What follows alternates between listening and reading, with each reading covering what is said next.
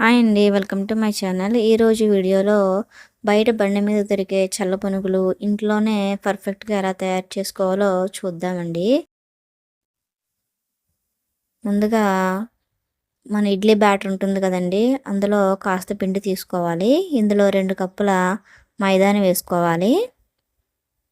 మొత్తం అంతా కలిసేలా కలుపుకోవాలండి. ఇడ్లీ బ్యాటర్ వేయడం వల్ల లోపల క్రంచీగా ఉంటుందండి.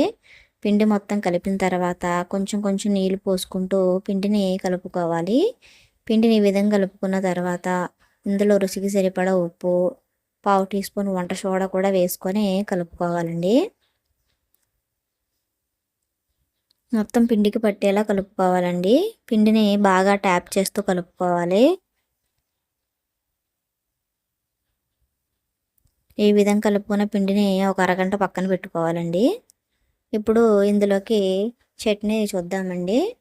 కప్పు వేపిన శనగపప్పు, 2 పచ్చిమిర్చి, 4 వెల్లుల్లి, చిన్న చింతపండును, సాల్ట్, కాస్త వాటర్ వేసి చట్నీ ఆడుకోవాలండి. కొంచెం లూజుగా ఉండేలా చూసుకోవాలి చట్నీ. ఈ విధంగా వాటర్ పోసుకొని దీన్ని కొంచెం లూజ్ చేసుకోవాలండి. పలచగా ఉండేలా చూసుకోవాలి. ఇప్పుడు తాలింపు రెడీ చేసుకుందాం.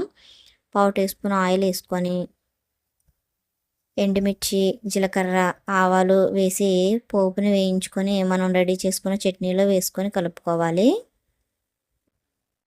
ఇప్పుడు ఈ చట్నీని పక్కన పెట్టి ముందుగా మనం కలిపిన పిండిని మరొక పావు గంట కలపాలండి.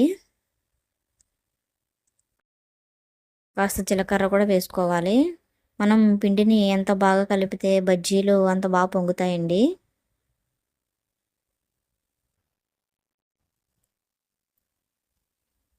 పిండిని బాగా కలపాలండి. ఈ విధంగా కలుపుకున్న తర్వాత స్టవ్ మీద ఆయిల్ పెట్టుకోవాలి. బజ్జీలు వేసుకునేటప్పుడు ఎప్పుడు ఆయిల్ హీట్గా ఉండాలండి. ఆయిల్ హీట్ అయిన తర్వాత మనం కలుపుకున్న పిండిని చిన్న చిన్న బజ్జీలా వేసుకోవాలి. ఈ విధంగా వేసుకున్న తర్వాత వెంటనే కలపకూడదండి. ఒక 10 నిమిషాల తర్వాత మొత్తం అంతా కలిసేలా కలుపుకోవాలి. వెంటనే కలపడం వల్ల పిండి పచ్చిగా ఉండి కలిసిపోతాయి. ఈ విధంగా 2 వైపులా వేగేలా వేయించుకోవాలి. ఈ విధంగా వేగిన తర్వాత తీసేసుకోవాలండి. ఇదే విధంగా మిగిలిన పిండిని కూడా మొత్తం అంతా చల్ల పునుకులు వేసుకోవాలి.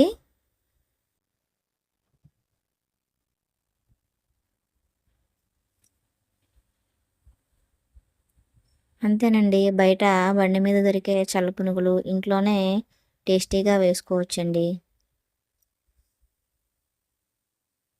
వీటిని చట్నీతో, ఆనియన్స్‌తో సర్వ్ చేసుకుంటే చాలా రుచిగా ఉంటుందండి.